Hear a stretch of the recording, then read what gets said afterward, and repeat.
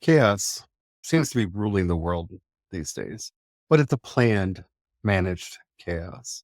It's one that tries to pit us against each other across lines of gender, ethnicity, race, sexuality, religion, culture, nationality.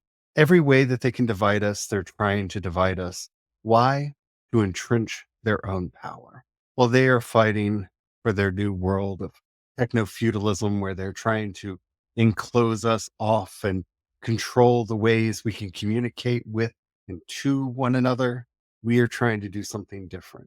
We're trying to build the beloved community, a place where we are all safe, cared for, and loved, where the primary focus of everything that we do is compassion, justice, and equality. Those ideas are under attack right now.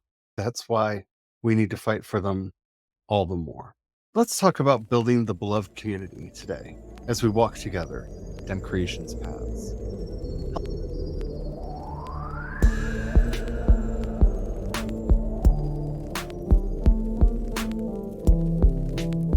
Hello, everyone. My name is Charlie. I am a Christopagan druid and priest of Bridget. Welcome, everyone, to the full moon. My name is Brian. I'm a Christopagan druid and sous chef to the Dagda. Full moons are hard for me. I've talked about this quite often. I know a lot of people get very energized by the full moon. I I have the exact opposite experience of them. I find them very draining, very deflating.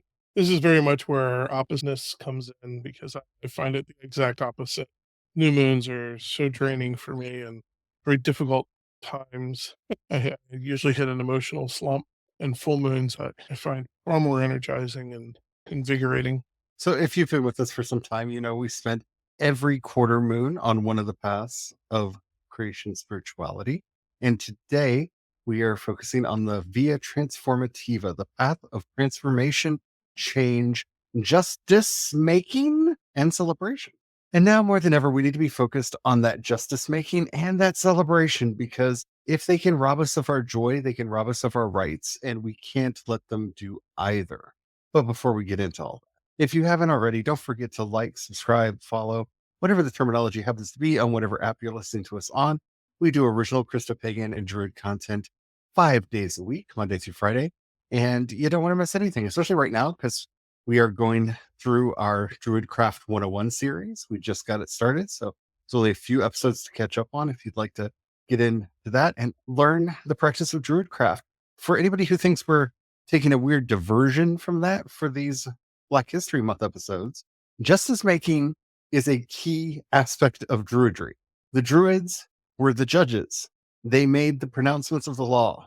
So a big part of what we need to be doing in our Druidcraft and in our Druidry is seeking justice wherever we can.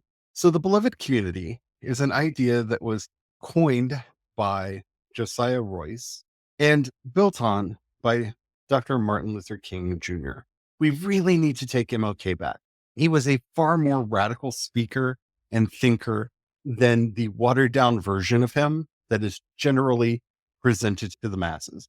He was more than the I have a dream speech. He was more than the mountaintop speech. He so many amazing ideas of how we can come together as a people, how we should do nonviolence like Gandhi did, like Jesus did, and how we can actually effectuate change. And the best part about him is he understood how to bring people together.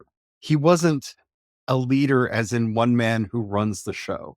He brought together the best teams possible for the tasks at hand.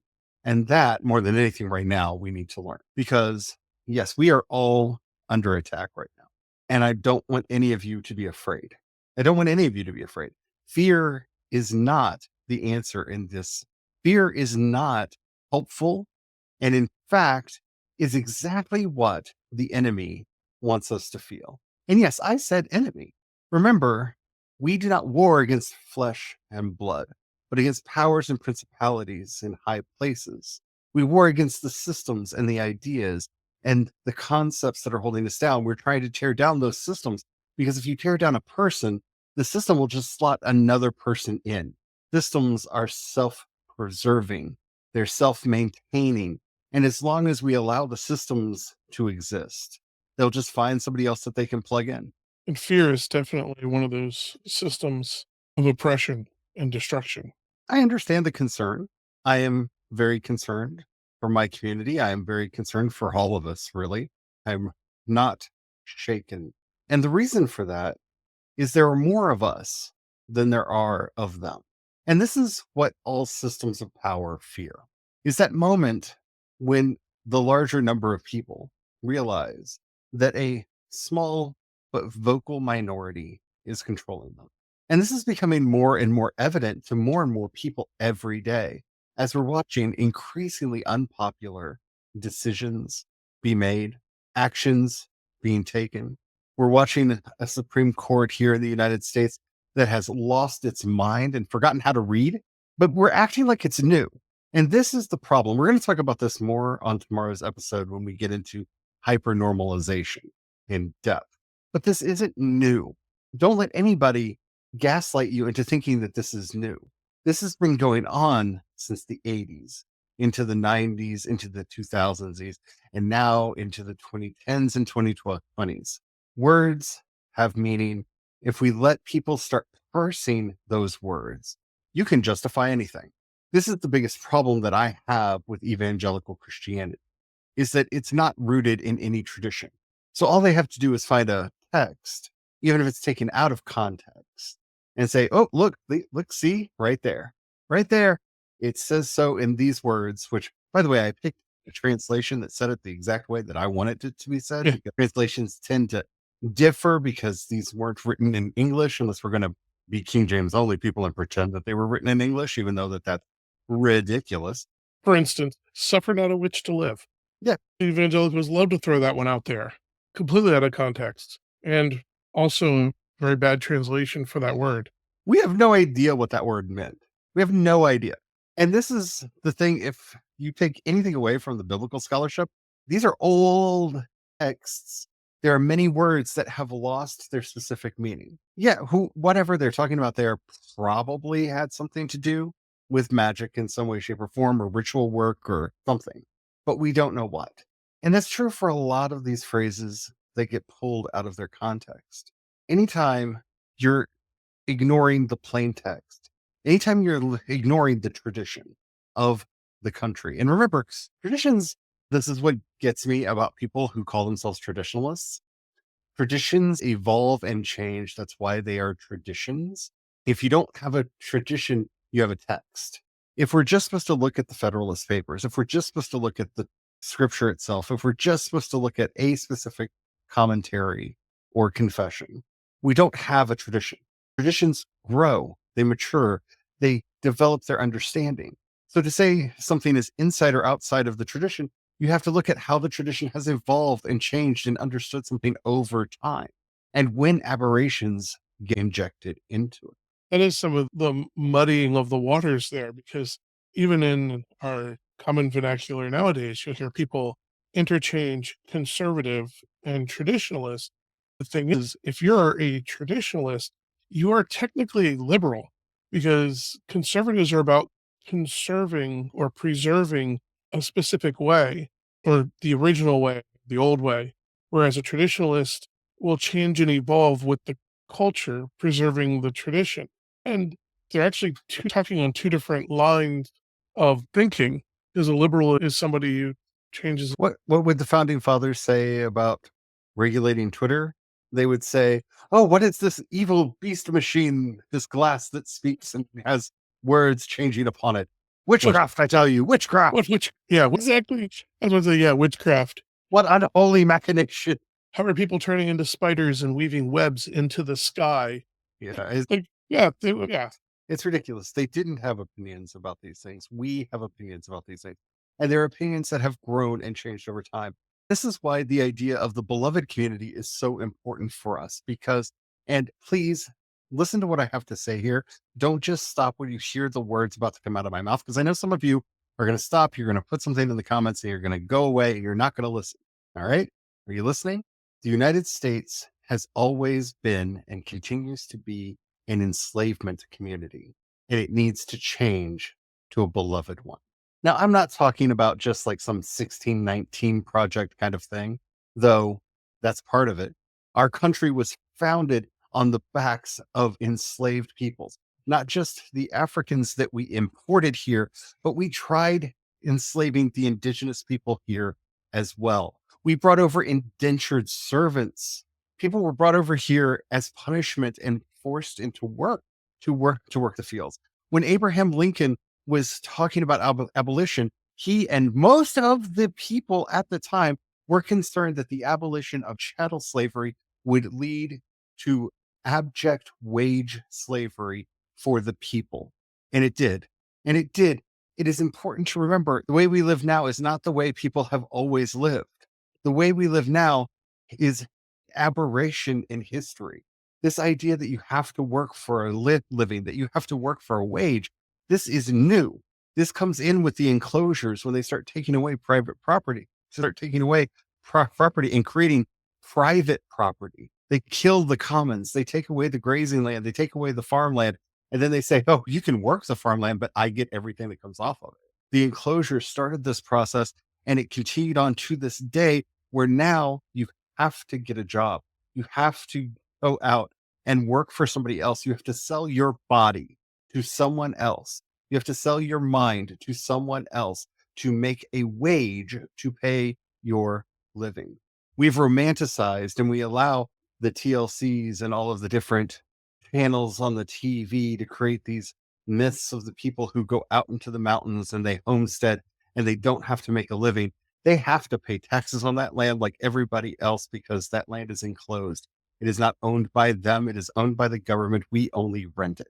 We have created a system of enclosure that has locked us in and has locked us away from each other. Because as long as there's an underclass that you can tell a different class to be mad at, then they don't see the actual problems in their own life because at least I'm doing better than them. Because no one wants to feel like they're at the bottom of the rung. Nobody wants to feel like they're being abused. Nobody wants to admit the pains that they're going through are not worth it. And so we have created a society today where we're upset at migrants who are trying to escape from horrific conditions in their home countries to come here to do the jobs that we can't find Americans to do. They're picking our crops, they're out in the fields doing back-breaking labor, they're cleaning our toilets, they're sweeping the halls, they're doing the janitorial work, they're doing all this work that people do not want to do. But no, they're the bad guys. They came here, they're taking our jobs that we don't want in the first place. Why? Because it makes us feel better. It makes people feel better to think that, oh, there's at least an underclass here. If it wasn't for them, I would do better. They're not the ones that are stealing your labor and making themselves into billionaires. They're not the ones that's turning you against your neighbor because of the color of their skin or the language that they speak at home.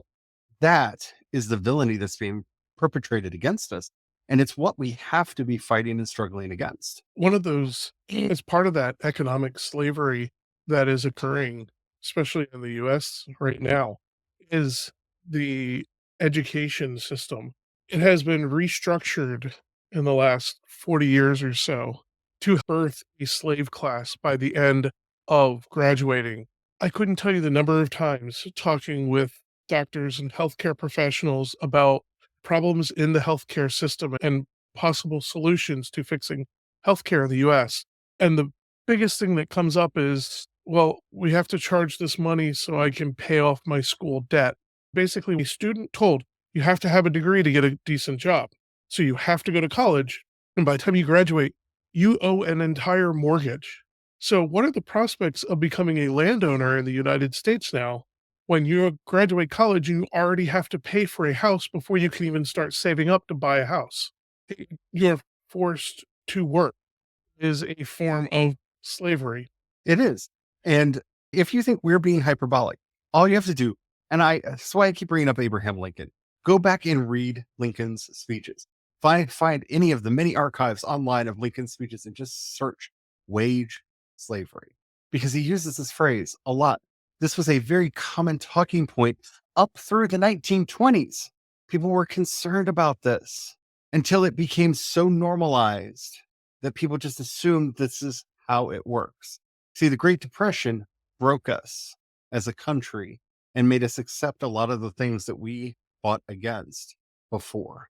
And that's what's the attempt is right now to do again. The system is so insidious. If you ever find yourself in a position where you can have an open and honest conversation with business owners, especially if you can get multiple business owners in a room together talking privately, and begin to count the number of them that prefer to hire employees with a financial hunger, as they call it, a hunger to work, because they have to pay bills and they got to support family to pay off their school debt. And they actually prefer that particular type of employee because they're forced to be more compliant. And I don't even know how many of them realize that they are participating in this very insidious system of financial slavery that exists. That's why they're pushing for the H-1B visa. That's what that's for. These are people that, if they lose their jobs, have, I think, 1 month to find a new one where they have to leave the country. They have Yep. to uproot everything and leave the country. And that level of dependence makes you less likely to speak out. It makes you more likely to take lower wages, not to fight for a raise, to accept a lot of crap that gets thrown at you. This is where we are. This is why the fight for social justice, for civil rights matter. This is why the BLM movement was so important and still is. I want you to realize when we say we abolished slavery during the Civil War, we did not. We reclassified it. If you actually read the 14th Amendment, it says that slavery is abolished in these United States, except, wait, what? Except, wait, there's an exception? If you do Ex- something except this, that, and the other, you haven't stopped doing the thing. except for those incarcerated in prison. Yeah. If you're in prison, you are allowed to be used as a slave according to the Constitution. When we say that slavery is the original sin of these United States, it's actually the original sin of all capitalistic endeavors. Any industry built on these principles requires an exploited class. Earlier in the podcast, I was talking about the enclosures. The enclosures is such an important thing to understand because we're watching it happen again. Like, we need to study this point in history.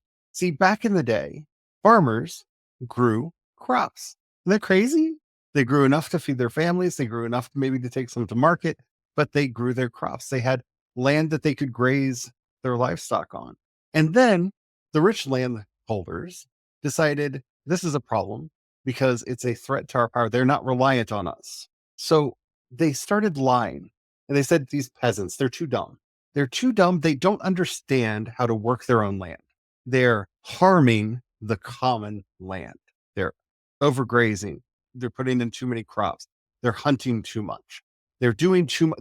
They don't understand what it takes to actually be farmers, to raise livestock. They just don't understand. So what did they do? They declared it all private property. They did the enclosure. So now the lord of the manor also controls all the land around the manor.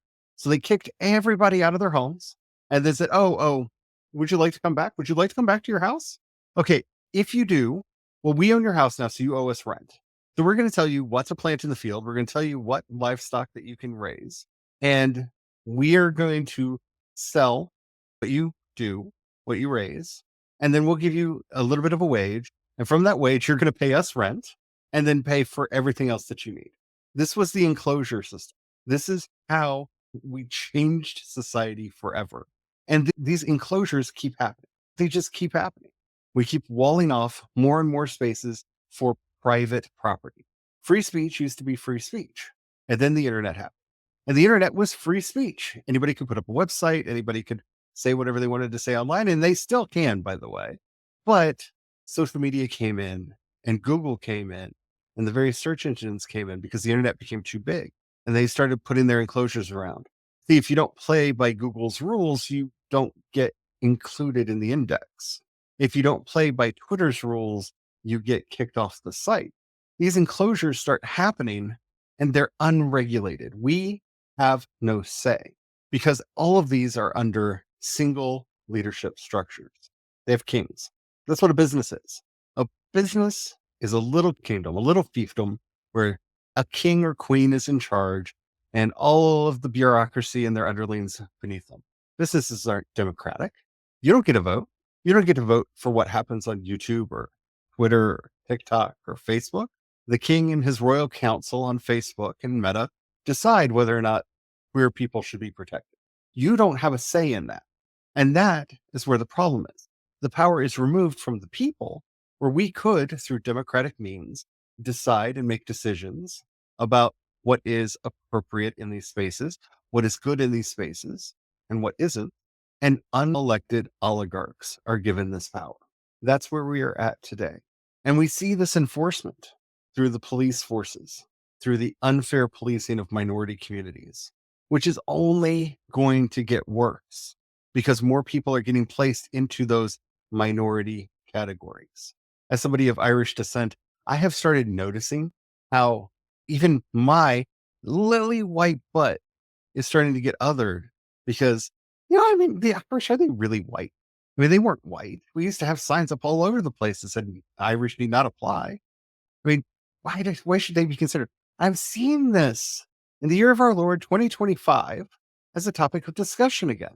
This is why we have to have solidarity with everyone. It doesn't matter what the color of your skin is.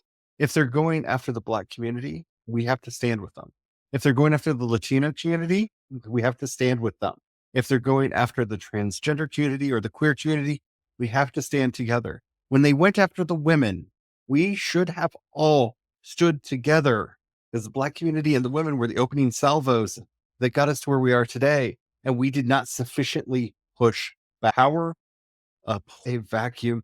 And if it does something and we don't rush in to fill that space and say, no, no further, go back, it will fill that space with itself and then try to take. We have to build the beloved community. We have to see the basic humanity in all people, all of our siblings, sisters, and brothers, regardless of their skin tone, their culture, their religion, their gender, their sexuality. We have to see them as our siblings, sisters, and brothers. And we have to stop this thing where we're making bad man bad. Yes, yes, yes. We can all agree bad man bad. But if we get rid of one bad man, we're just going to get another. The current war on one specific topic is two tech billionaires. One did a bad thing and to the government, and the other one flew in on his private jet and got a meeting at the White House to go in and say, no, don't let the other billionaire do what the other billionaire is doing. If we lose the one billion, another billionaire is going to swoop in. It's the system that has to change. I'm not saying we don't point out when bad people do bad things, but we can't be focused on just the bad people. The system has to be changed. Reform has to start from the ground up. And we have to make sure that these abuses cannot happen again and they cannot be continued. We have to stop it at its root. We have to ask ourselves, what is policing? That was what the whole defund the police movement was about. It wasn't about we shouldn't have cops. It was, if somebody's having a mental health crisis, shouldn't a psychiatrist or a social worker be on the scene instead of a cop? A cop's trained to shoot people. Social workers are trained to talk people down. Shouldn't you be sending a social worker in for a mental health crisis? So we need to take the money from the police for those actions and give them over to the social worker. That's what that whole movement was about. Realigning the system. Prison abolition isn't, we should just let all the violent offenders out. Prison abolition is asking how we can reform people and make things better.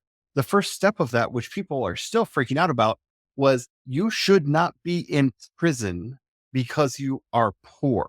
Cash bail means if you are poor, you stay in prison. When you hear about all these bad things happening at Rikers, for example, in New York, Rikers is a pre-trial prison complex. These people have not been found guilty. The majority of them just could not afford bail. And you know what happens if somebody's a truly violent offender? The judge doesn't grant bail. But no, we got to scare people. We got to scare people. They're going to send all the murderers and rapists free. The system is fighting back. The system is trying to pretend that DEI meant that Black people were taking white people's jobs, when actually DEI was helping poor people from Appalachia and from the Ozarks and from the South get jobs. It was helping white women get jobs. And then they start losing their jobs because the DEI program shut down and everybody hired under it gets fired or laid off. And they're like, but it couldn't have been me, because the system is rigged. to disempower us and to make us fight one with another. Now, we need to build a beloved community built on compassion and justice, on equality. And once we have that model in our friend group, in the organizations that we found, we grow it up and spread it through the whole thing and devour that monster system that is there now and take that dragon. And that's how we do it. That's how we bring justice. A little on fire. Hopefully, we all are a little on fire. I hope you enjoyed this episode. I hope that this has inspired you to push past the fear and just embrace the chaos so that you can see it for what it is. It's just distractions. They're trying to distract you and make you afraid so that you don't actually do anything. If you listen this far, and I usually ask you to put something in the comments, put a heart, a rainbow, put your flag of origin, put something down there that means something to you. Doesn't even have to be words. If you're listening to us on Spotify, you can leave a comment right there. If you're listening to us anywhere else, even if it says you can leave a comment, they don't let us know. So you leave a comment there anyway, because engagement is magic. Then head over to creationspast.com, click on chat, and you can leave a comment there, and we will see it and be able to get back to you. While you're there, if you happen to have a few dollars you can pass our way, we offer monthly and annual memberships. You can also support us on Patreon or Ko-fi. I'm CE Dorset on both. And we now have a Cash App for anybody who wants to do direct donations. It's hashtag Creations Pass. Thank you to everybody who helps out. Thank you to everybody who donates. You all mean the world to us. You help us keep the lights on, keep food on our table, and keep a roof over our heads. You all are amazing. If you don't have any money right now, or you're not sure that we're the kind of people you want to give your hard-earned treasure to, that's perfectly all right. But if anything that we've done has inspired you, helped you, or you think somebody else would like it, please share it with them. That helps us out immensely. And as we are on our way out, Bridget of the Judgments, who curses the judges who make bad rulings and heals the land with right judgments and justice. Help us in all that we do. Help us to seek the right judgments, to bring peace and healing to our land, and to restore what is right, honest, compassionate, and true, so that we may build that beloved community together. Amen. Amen.